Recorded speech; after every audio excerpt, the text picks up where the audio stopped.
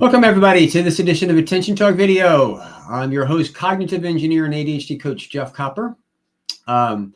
We've been doing a series of live streams to focus in on a new field of engineering and a new ADHD intervention called cognitive ergonomics from the inside out.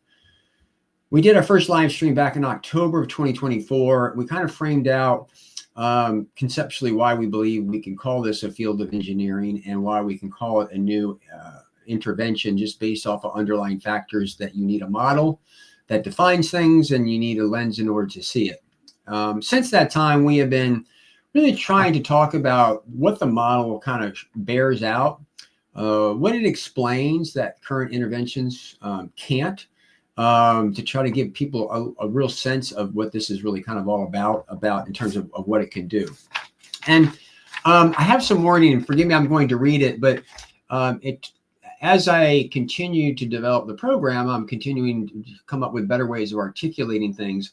And by the way, today we're going to talk about some definite accommodations that are actually hidden in plain sight. But what the model is intended to do is it transforms abstract concepts. Executive functions are intangible, they're somewhat abstract. So it transforms them into tangible phenomena. In other words, we're trying to bring tangibility to what we can't see to reveal causal relationships. Now, a correlation is two things could happen. Like hypothetically, I think there's some stuff about the Super Bowl being the coin toss determines the winner. I don't really know, but there's not a cause and effect to that. There just happens to be a correlation. Cause and effect is one thing, causes the other. So what we're trying to do is bring tangibility and to reveal causal relationships around intangible accommodations, right? That alter our perspective around how to accommodate those with executive function. In other words, in simple terms, we're trying to bring tangibility to executive functions. We're trying to show causal effects between ADHD and certain things that help them that were not yet considered accommodations, so that we consider them accommodations and we provide it to those with ADHD. And so there was a recent quote put out by Annie Rogers at Attitude Magazine, who's the general manager, that I thought was really, really pretty cool. It says that ADHD is muted or amplified by environmental factors, which goes to a lot of accommodations for those with ADHD are in our environment. And some of the things that I'm talking about today were covered in some other live streams that we've done. But let me begin by saying, when you think about it, the reason that we have language, right? Most things come about as a need. We have language because people needed a way to manipulate other people to get what they want. So, you know, back hundreds of years ago, like, I'm hungry, I want to eat. I can't kill that animal all by myself. I need somebody else to help me. So I'm communicating with them to get them to do what I want to kill this thing so that I can eat. It's a self-serving act. Well, ever since we invented communication, we've been interacting. We learn, we learn, we get feedback. People help us begin to understand concepts. And so a lot of just problem solving, which is really what ADHD is all about, is really about that. Now, one of the things that we're learning from cognitive ergonomics is there's a lot of accommodations hidden in plain sight. And one of those is talking out loud, right? We often think out loud. Neurotypicals do this to some degree. People with ADHD do it to some degree. The issue really is people with ADHD need to do it like hypothetically 10 times more than what a neurotypical would, right? Because it goes to a certain point and helps them, right? They don't even realize it helps them because it's so baked into the fabric of what we do. But people with ADHD, they need more. And so it's an accommodation to be able to talk through things with people, right? But it's not considered an accommodation. The title of this presentation or this video is Accommodations That Are Hidden in Plain Sight. And so the idea is people with ADHD, often not to talk is not to think, or not to problem solve is not to think. And so we've talked about a few things that reflect this. Number one, Annie Rogers quotes, if you're among people, right, and you're working together, then the accommodation's built in. If you're all by yourself, the accommodation's not there. So we can see is that it's muted in the right environment where you might be collaborated, and it might be amplified when you're all by yourself. Where do we have other clues? Dr. Thomas Brown once said, I think back in 2014, 2015, as the need for independent work increases, ADHD productivity decreases. That would tend to align, to be correlated with what I'm talking about. The causal effect that I'm saying is that when people collaborate and talk out loud, it actually helps them solve problems and they get things done. People with ADHD, they just need more. Another anecdote is back in when the pandemic happened. Literally, I'm an ADHD coach. I'm not cheap. I certainly had to be a luxury. And I thought when the pandemic hit that I was going to be out of a job like pretty quick, like within 60 days, but that's not the case. My phone rang off the hook. At one point in time, I had 15 people on my waiting list and you had to pay to be on it. Why? Because everybody was sent home from work and school to problem solve in their head by themselves. In other words, the accommodations that were hidden in plain sight by interacting with people were no longer gone. And people were emotionally coming to me saying, oh my God, I've got a productivity issue, or I've got a motivation issue. No, you don't have a motivation issue. The issue is you're motivated not to do this because you don't have your accommodations. All right. I'm hoping this kind of makes a little bit of sense. So one of the things that I want to talk about is that the current view of ADHD is you need to provide some type of behavioral training or skills training to get people to conform to some type of thing in order to make that happen. Cognitive ergonomics is a huge departure from that. We're not trying to condition your behavior. We're trying to provide an accommodation. So you're doing it your way, just with a little help. In other words, I've used this before. My eyesight is impaired. If I use my glasses, this is the accommodation, then I'm able to perform. So one of the things I wanted to talk about is the current way of looking at ADHD. Accommodations, which by the way, accommodations are things that help you do things in life, and they're everywhere, like a staircase. It's an accommodation, so you don't have to crawl up on the outside of a building to get the top. Air conditioner is an accommodation.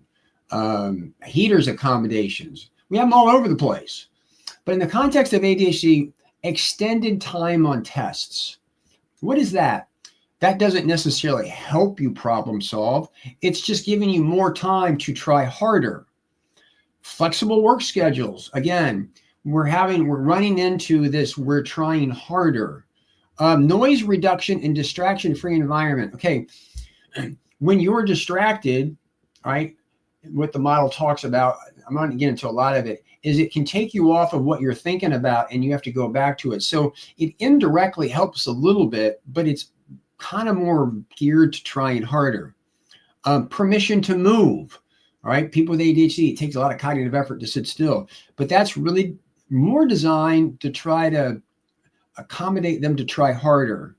Flexible communication options. Well, sometimes that's moving in the direction of what we're looking for. What cognitive ergonomics is really more about is feedback, having a conversation with somebody to get immediate feedback to understand what you're talking about and determine if it's working. The ability to talk out loud about concepts, to think through things. Having other people ask you questions to help you retrieve existing knowledge, right? Minimizing cognitive overload because of digital screens. Sometimes we need to spread things out and see things contextually. Right now we're moving into more and more digital environments, and there's not a lot of accommodations for toggling. So what I'm really trying to say is what our model is bearing out is more of these collaborative things that are an accommodation to help you begin to problem solve, whereas all the other accommodations are really more designed to kind of help you problem solve. So I'm going to kind of give you some fun anecdotes here to really understand this.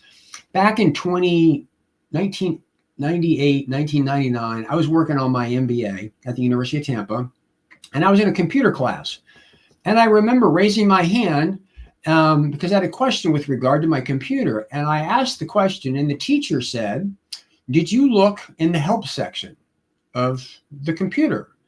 And I said, "Ma'am, if I understood what they were talking about in the help section, I wouldn't need it." What do I mean by that? Well, they have words that are not defined. If they don't define the word, how am I supposed to interpret it? I don't really know what they're saying. And my notion is if you understood all the words at the level that you understood it, then you really wouldn't need the help, which was funny because when I made the statement, the teacher was like, oh, and started coming back and sat down and helped me. No, that's an accommodation. That's an accommodation. It would have taken me days and hours to go read books just to learn the language to figure out what the hell they were talking about in the help section. It's an extreme example, but still it's there. Some other ways of like accommodations that during the pandemic, I was coaching an individual, the CEO of a company. And when I was working with them, we began to recognize that it was a she, by the way, did talk out loud constantly, verbal, talked out loud, blah, blah, blah. And then when lockdown hit, they asked me, can you coach me on managing my email? So I started asking questions about, what are the nature of your emails? And basically they were having conversations with people. And the model explains that if you're having to do something that's really kind of complicated, you have to familiarize yourself with what you're talking about, and then you respond. Then you go on and go do something else.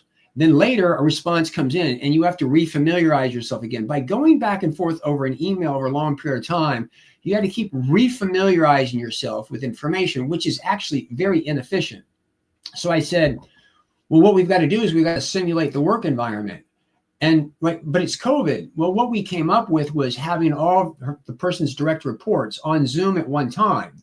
So we're simulating an office environment. And whenever something would come up, you would ping the other person, they would come off mute, and you would have a conversation just like you would if you were in the office, come to a resolution and document it. Again, this is an accommodation for somebody with ADHD. That's not necessarily something that we would think about.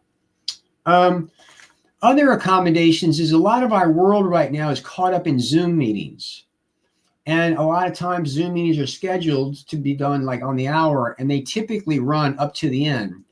When you're running from one meeting into another meeting, all right, you're not able to stop and spend some time looking at your notes and summarizing what you're supposed to do. When you don't do that in that moment, when you're going on to the next meeting, the further you get from that meeting, the less you're going to remember of what took place in that meeting because of working memory challenges. The point here is that in one sense, you could mandate that if you're having Zoom meetings, you need to be done 10 minutes before the top of the hour to give people with ADHD a time to review their notes or to talk through it with somebody else in order to summarize the salient points. Again, this is an accommodation that's very, very, very helpful for people with ADHD that's not mainstream. Back in October, we did a call just like this about queuing. We have lots of knowledge in the back of our mind that sometimes that we need to recall. Queuing is when somebody asks you questions to help you retrieve knowledge. Back in the queuing call, I gave an example of a student that was overwhelmed, and they were because they had to get school supplies, apartment supplies, and do the things. And I began to ask them questions about what do you have to do? What do you have to get? And as I asked the questions, they were able to make a list. And all of a sudden, once they got it on paper, they weren't overwhelmed. They were overwhelmed because they were trying to remember more than their mind could handle. That's queuing, right? When my kids were around, they'd often say, "What's for dinner?" I go, "What are you hungry for?" And they go, "I don't know." Well, what I did is I went and I made a list of the 25 most common dishes and put it on the refrigerator. We'll go look at the menu. When they're looking at the menu, it helps them retrieve, oh, I would like that tonight. In a similar way, a lot of people go to restaurants. They need to see the menu. Or has anybody ever said, hey, let's meet for dinner in an area that you're not familiar with? Well, you probably need some type of map or some type of somebody telling you what's in that area to cue you to retrieve the knowledge of what you might like. These are accommodations. They're all over the place. But no model has actually come out to really justify them as legitimate, such that employers or schools would be required to provide accommodations for those with these kind of impairments. This is another accommodation that's related to being around people, and I've shared this before. before the pandemic, I was working with a woman, and I was explaining to her early on that when you go out, you take a look at your procrastination list, you'll notice is that most of what you're putting off at some level is rooted in ambiguity. Removing that ambiguity is problem solving, which is what ADHD impairment is really all about. The individual is saying, no, it's fear, it's fear, it's fear. Well, the model explains that fear is a reflexive reaction to something else. If something's ambiguous, then we can understand why you would not do it. The issue is to get to the root cause. Well, interestingly enough, lockdown hit and I got a text, oh my God. So I gave the person a call. What had happened was they were working on the computer and there was some procedure that needed to be, that person was doing and forgot a step or two and recognized that they were at work. They would lean over and ask a coworker. The coworker would answer the question and they would be right back to the job within 2 seconds. I mean, it happened so fast, they didn't even know it was gone. Not today. There was no coworker. Now she instant messaged the coworker, but doesn't know if the person's got instant messaging open, is looking at them or even reading them. So she hung out for a while and she went up and to get a cup of coffee and didn't go back to work. Now, we had a conversation that procedure was probably documented somewhere on the company's intranet, but she didn't know where or how long it would take. So we can begin to see that ambiguity showing up. Being able to reach over and ask a question to help retrieve that knowledge really, really quickly, that's an accommodation. More and more, you're finding that people are being pushed to FAQ pages, etc. I don't know about you, but often I've got a question that's not answered in the FAQ section. Or have you ever asked a question of chat or somebody in tech, and they send you back a link with the answer to a question that they think is related to what you asked? It doesn't answer your question. It answers another question.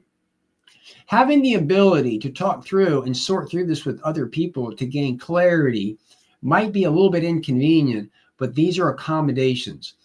Neurotypicals need them just like people with ADHD. It's just people with ADHD need it on a scale substantially higher. Again, I'm just using 10 times just for illustrative purposes. So what I'm excited about this model, it's no longer about trying harder. It's about using the model to train people to understand executive functions, to train the world to begin to help people with ADHD via accommodations. If you've listened to any of these, I'm asking you to help me get the word out about this program. There's kind of two things going on. Number one is there's a new intervention and we need the world to know about it. That's a new field of engineering. Yes, I'd like to get credit for it, but it's an idea. You can't patent an idea.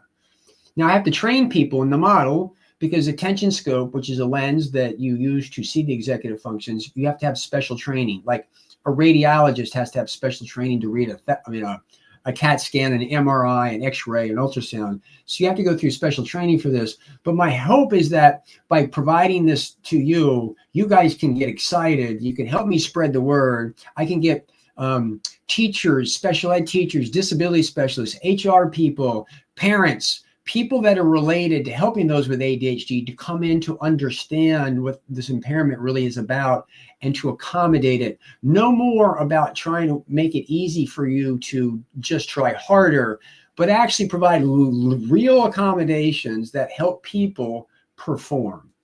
So I appreciate your patience. We're going to see if we've got some questions. I'm happy to see what we do have a few comments in there, but Pam, do we have questions that I can try to field? Yes, we have a few from Prashant. I'm so sorry if I'm fumbling that name up. Any suggestions on how an ADHD person can memorize facts and numbers, suggestions to manage daydreaming, and suggestions for consistency in studies? So let's start with facts and numbers. Number one, repetition.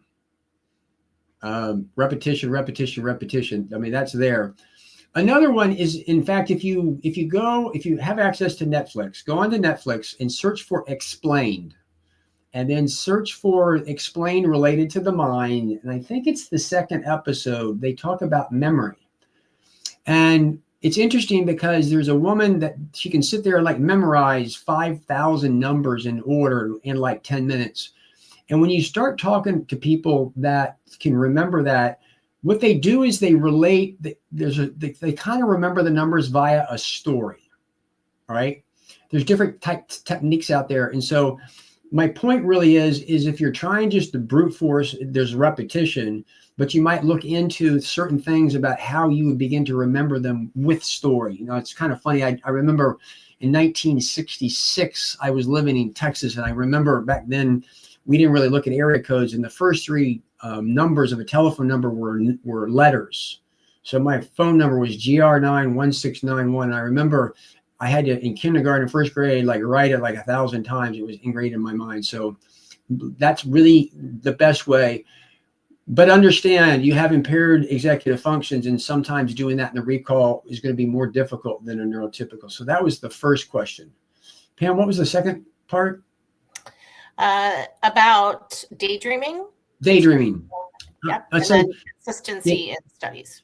So daydreaming, if you have ADHD, and if you go back and look at the live stream that I did, I think it was around October the 15th, it was on problem solving. There's a table that I put up there because we use thoughts and we think. And what I was trying to do is to let everybody begin to know that daydreaming and worrying are cognitively easy, and there's really not a goal. And what I did is I started talking about like beliefs and opinions and learning and contemplative thinking and then problem solving. And so there's a continuum. As you move across it to get to problem solving, it becomes infinitely more difficult because you're having to use your executive functions. And in that video, it was actually color coded to say when you're problem solving, that's where the impairment really shows up. So people with ADHD, or one of the other things I was trying to kind of get out of that, people with ADHD, that when they're trying to solve a problem will often find themselves learning more about the topic. And I was trying to help you begin to understand is that when problem solving is so difficult, you'll escape to something that's cognitively easier, and thus learning doesn't require amount of effort.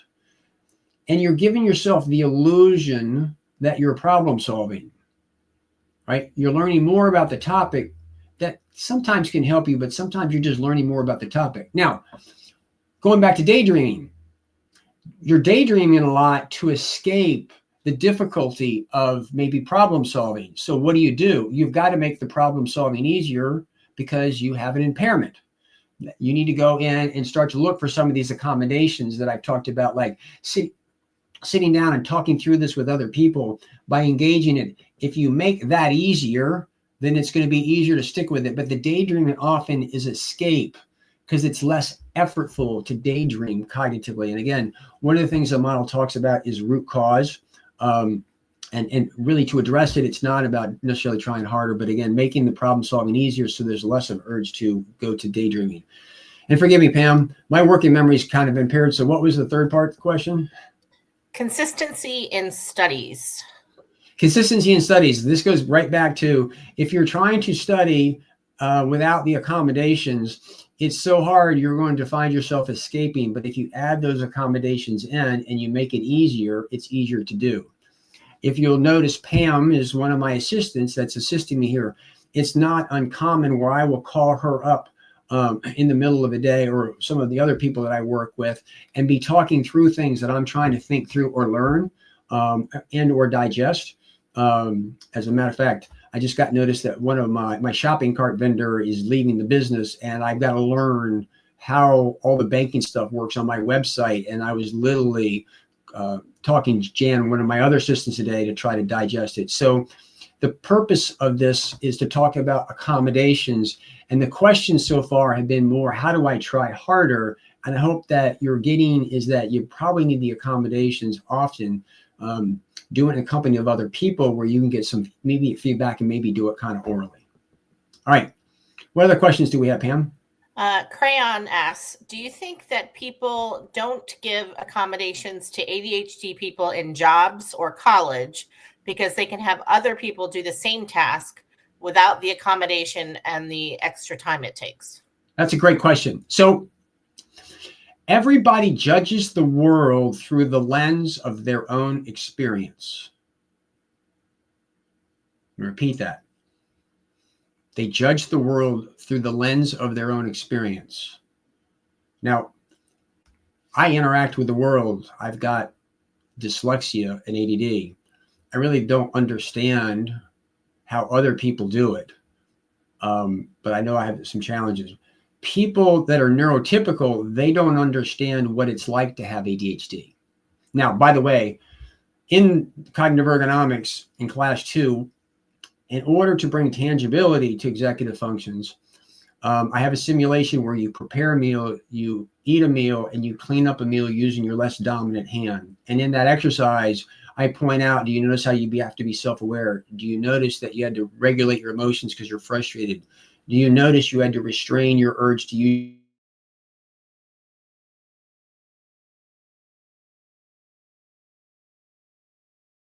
typicals? When they're in the experience, if they want to, they will actually exhibit ADHD behavior.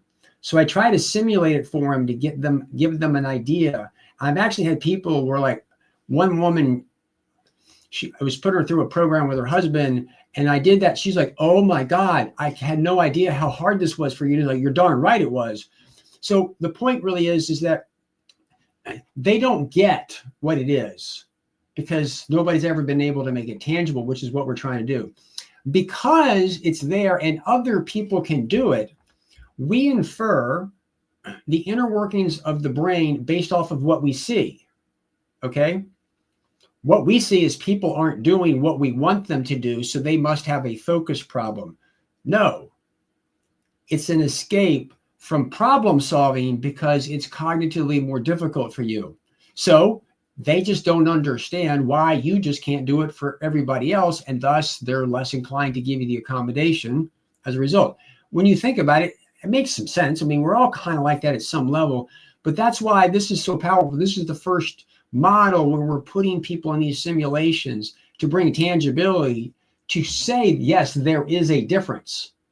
People with ADHD, they need these accommodations. In other words, we can justify them for the first time. So in summary, yeah, neurotypicals, they don't get ADHD because they don't live the experience. They don't understand why. They just try harder and they assume you should do it. And that's why a lot of times the diagnosis is ADHD and the prescription is to try harder. What we're really trying to do is provide an alternative to provide accommodations so you just don't have to try harder. You actually get what you need to make it a little bit easier. All right. Hopefully that helps. Any other questions? We have a comment from Fumblestein who says accommodations are a myth in the UK. I don't know if you want to comment on that. And then we had another question. Well, so let's first of all, accommodations. Again, you have an air conditioner, you got a heater, you got staircases. Those are all accommodations there. Now, what you're probably talking about is accommodations for disabilities. There's certainly wheelchair ramps and stuff like that because we can see physical accommodations. When you get to cognitive accommodations, there's a lot of, well, let me back up. I've been an ADHD coach for 16 years, and I got to tell you, about 10 years ago, through my podcast, I got lots of calls from people from Brazil and like Australia, because in those countries, ADHD really didn't exist. Like, they didn't even acknowledge it. It's becoming bigger in other countries. There are still areas where it doesn't exist. And so in the UK, there are some people, Phil Anderton, I think at ADHD 360, and some other people are trying to advocate on some level over there. So it's not as mature as in other places. But the point here really is we're trying to educate the masses about what this is about to bring legitimacy to it. But you as an individual, by understanding some of this and knowing what works and why it is, you might not tell everybody you have ADHD, but if you have some insight from the program, you can begin to problem solve and be able to figure out ways to accommodate yourself, even when it's not supported by the culture at large. So I would actually say, yeah, it's probably behind the times over there. Hopefully it's going to get catch up, and hopefully things like this will help. Lynn's has a question. Do you have suggestions for accommodations for staying consistent with being on time for appointments besides alarms? Okay. Time is not a time issue. It's a thinking issue. Visual imagery is an executive function. To be able to see the future. To see the future. Now, to see the future, you have to visualize the future. And people with ADHD, they struggle with time for a lot of different reasons. But for one, oh, I've got a 1 o'clock appointment. Many people with ADHD, they don't think, oh, what's going to take me 15 minutes to get to that 1 o'clock appointment. But wait a second. By the time I get my keys and my cell phone and get out and get in my car and get out of the driveway, that's going to take 7 minutes. Then I've got to park my car. Then I've got to go up to the elevator. That's 8 minutes. That's 30 minutes. The calculation of all those little things to know that they need to leave 30 minutes earlier, that's not what's taking place. And so you could get alarm clocks and other things, but if you're not calculating all those little things that add up to that time, none of that's going to work. So one of the things that people will fall into the trap is I'm time blind, which is a word I think Dr. Barkley coined. People gravitate to it, and he's a smart guy, but I don't like the word because it gives us the illusion that if you're late, it's a time issue. It's not. You have a thinking impairment. It was too difficult for you to calculate all those little steps, and thus you're late because you underestimate all the things that go into it. Now, self-awareness is an executive function. There's a lot of people with ADHD that struggle with time. They say they struggle with time, but self-awareness is to know that you struggle with time in the moment that you're scheduling time. So the idea is if you're late a lot, why would you always believe that what you're estimating time is going to be accurate? Wouldn't you add in more time just because history suggests that you're typically late? Makes some sense, but self-awareness is impaired. Now, that's just one. There's other things that have an impact on time. When you're in the flow, people with ADHD, they have a hard time getting in the flow, but when you're in the flow, all right, if you stop what you're doing to go do something else, it's going to disrupt you. It takes a lot of effort for you to get into the flow. It's also task initiation and stuff. A lot of times you're late because you're thinking through what you're doing, because if you don't, you will not be as productive. And so that does have an impact on time. Again, the cognitive ergonomics from the inside out explains all this. So the simple question that you're asking is, what structure or tool can I have so that I can be consistent with time? For most is not going to work. That's why you're drowning in a sea of strategies, because the ability of that stuff to work is your ability to add in all those little things that you don't think about in order to get there on time. Hopefully that makes some sense. So in other words, as the model describes, managing time is more of a thinking issue, and the tools actually don't do the thinking for you. Crayon asks about accommodations for studying consistency, especially self-study at home. That's kind of like me trying to read without my glasses. It's gonna be hard. It's gonna be hard. Can't read. I can kind of see the screen. I know it says dig because it's bigger letters. And I says coaching practice under that because I already know what it is, but without my glasses, I wouldn't be able to tell what it is. So effectively what you're trying to do is, I want to try to be consistent in my studies in the most difficult situation imaginable. And as I started at the beginning of this, ADHD is muted and amplified by the environment. That is the worst environment for you to be in because there are zero accommodations. The point of cognitive ergonomics is to be able to say, hey, listen, I need these accommodations, what they need to look like, and quit trying to do it the hard way. As I said earlier, I do a lot of calling up Pam and Jan when I need to do some stuff because I think through it because of my impairments, which also, by the way, I've got dyslexia. There's nothing that leaves my desk that's important that Jan doesn't go through grammar-wise to fix because I can't even spell my name most of the time. So why would I try to do that? So it might not be the answer that you're looking for, but it's the answer that is going to get you where you need to go. And Prashant has another question.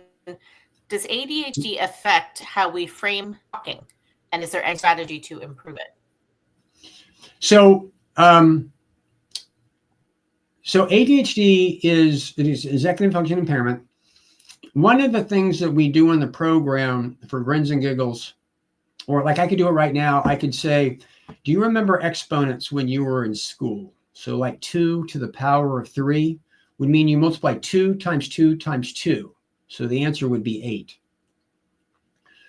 You're using your working memory to calculate that.